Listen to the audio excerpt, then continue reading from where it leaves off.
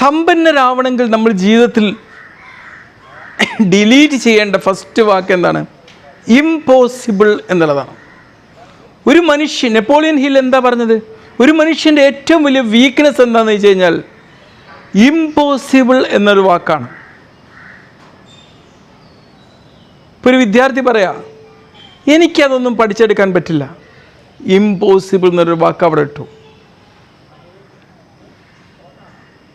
ഈ കാര്യങ്ങളൊക്കെ ഭയങ്കര ടഫാണ്. എനിക്കത് സാധ്യമല്ല.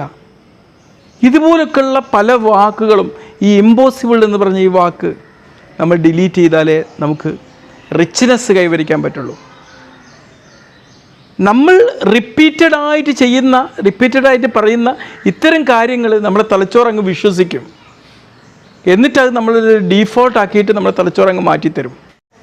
നമ്മുടെ ബ്രെയിൻ എന്ന് പറഞ്ഞു കഴിഞ്ഞാൽ അതൊരു നല്ല അനുസരണയുള്ളൊരു വേലക്കാരനാണ്. പക്ഷേ നമ്മളെ ബ്രെയിനിനെ നമ്മൾ യഥാർത്ഥത്തിൽ ഉപയോഗിച്ചാലോ, അത് നല്ല രീതിയിൽ നമ്മൾ ഉപയോഗിച്ച് കഴിഞ്ഞാലോ, ഈ ബ്രെയിൻ അതുപോലെ നല്ല അനുസരണമുള്ള കാര്യങ്ങൾ നല്ല രീതിയിൽ അങ്ങ് ചെയ്യും. നമ്മൾ എന്ത് പറഞ്ഞു കൊടുത്താലും അത് ഈ പൊട്ടനായ അവയവം വിശ്വസിക്കും. ഇപ്പോൾ നമ്മൾ ബ്രെയിന് പറയാം, ഇപ്പോൾ നമ്മളൊരു പ്രചോദനാത്മകമായിട്ടുള്ള എന്തൊരു കാര്യം കേട്ടു, അല്ലെങ്കിൽ വലിയൊരാൾ സമ്പന്നനായതിനെക്കുറിച്ച് കേട്ടു, ബ്രെയിൻ പറയാം നിനക്കും ഇങ്ങനെയൊക്കെ ആവാം, ഒന്ന് ട്രൈ ചെയ്തോന്ന് ബ്രെയിന് പറയുമ്പം